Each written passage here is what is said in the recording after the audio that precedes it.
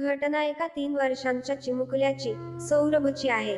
वर्षा घोडके तिच्या संसाराचा, मुलाचा आणि मनाचा भार एकाच वेळी सांभाळत होती. 2006 मध्ये तिचं लग्न तिचा मामा शशिकांत घोडके यांच्याशी पारंपरिक रीतीनं झालं. शशिकांत बेस्टमध्ये ड्रायव्हर होते आणि मुंबईच्या गजबजाटात प्रवासी पोहोचवत होते, तर वर्षा घरातल्या 4 भिंतीत जगण्याशी झुंज देत होती. त्यांना एकुलतं एक मुलं सौरभ, 3 वर्षांचा, निरागस, खेळकर, डोळ्यात चमक आणि चेहऱ्यावर हसू असलेला छोटा जीव, जणू घराचं हास्य आणि थकवा घालवणारा एक तेजस्वी किरण.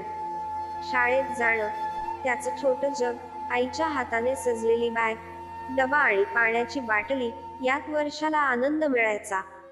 सौरभला गाणं, रंग भरणं आणि आईच्या मांडीवर झोपणं फार प्रिय होतं. वर्षा त्याच्यावर जीवापाड प्रेम करायची. त्याच्या हसण्यात ती स्वतःचं दुःख विसरायची. आई पण ही एक झिजणारी ज्वाला असते. स्वतःचं दुःख मागे टाकून मुलाचं हसू जपणं ही भूमिका वर्षा समर्थपणे पार पाडत होती. पण तिच्या मनात गेल्या काही महिन्यांपासून मानसिक आजाराने घर केलं होतं. उपचार सुरू होते. वागणं विस्कळीत होतं. कधी शांत, कधी रडवेलं, पण संसार चालू ठेवण्यात ती झटत राहिली. सौरभचं हसणं तिच्या वेदनेवर फुंकर घालत होतं. पतीच्या नोकरीमुळे ती सौरभसोबत घरी एकटीच असायची. त्याच्यासाठी रात्री झोप न घेता, तापात अंग झिजवलेलं, स्वतःचा आजारपण विसरून उपाशी राहिलेली ही आई आतून मात्र कोसळत होती. तिचं मन एक वादळ बनून उठत होतं, जे कुणालाही दिसत नव्हतं. तिची आईही त्याच इमारतीत राहत होती आणि वेळोवेळी मदतीला यायची. भावंडांनी आणि आईने नंतर पोलिसांना वर्षाच्या मानसिक अवस्थेबद्दल सांगितलं. परंतु मानसिक आजार, विशेषतः महिलांमध्ये, घरात दुर्लक्षित राहतो. शशिकांत आपल्या कामात गुंतलेले, त्यामुळे वर्षा आणि सौरभ घरी एकटेच. तिच्या आतल्या काळोख्या खोलगट अंधाराला कधी कुणी ओळखलं नाही. आई हे नातं जगात पवित्र मानलं जातं, पण कधी कधी तिच्या मनात इतका अंधार साचतो की विचारशक्ती मरते. सौरभसाठी जगाशी लढणारी ही आई एका क्षणी आपल्या विचारांवर नियंत्रण गमावून बसते.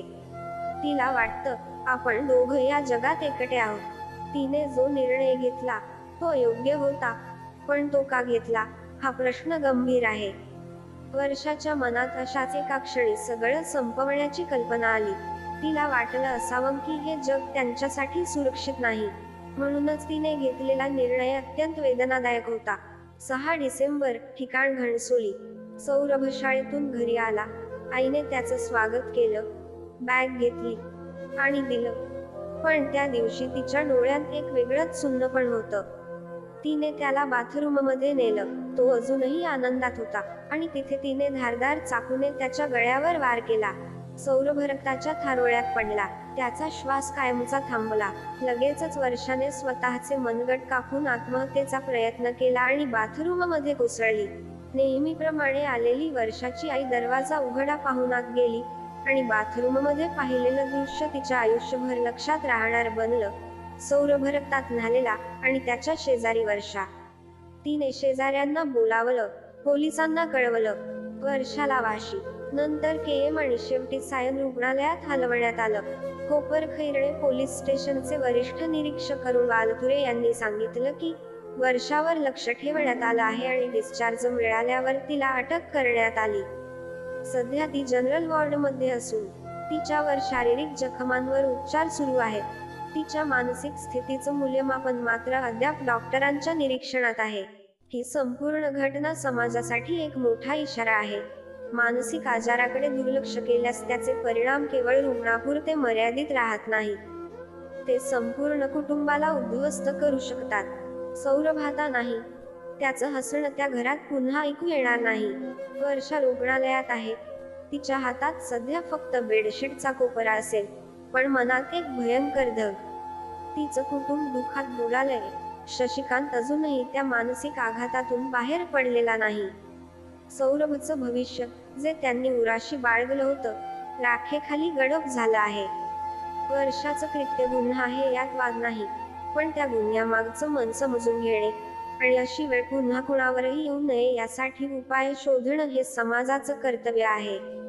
आईपणाचा सर्वोच्च टप्पा म्हणजे त्याग, पण वेदनेचा अंधार जर डोक्यावर आला तर ही वेदना संपूर्ण आयुष्य खाऊन टाकते. मानसिक आजार शरीराच्या आजाराइतकाच गंभीर आहे. त्याकडे वेळीच लक्ष न दिल्यास निष्पाप जीवही त्यात गमावले जाऊ शकतात. प्रेमाला दिशा लागते, पण वेदना समजून घेणे आवश्यक असतं. म्हणून समाज म्हणून आपली जबाबदारी आहे अशा मानसिक वेदनेत असलेल्या व्यक्तीला वेळेत मदत करणं, त्यांचं ऐकून घेणे आणि त्यांच्यासोबत राहणं. या घटनेविषयी आपली प्रतिक्रिया काय आहे आम्हाला नक्की कळवा आणि अशाच सत्यकथा जाणून घेण्यासाठी आमच्या YouTube चॅनलला सबस्क्राईब करा आणि बेल आयकॉन प्रेस करायला विसरू नका. धन्यवाद.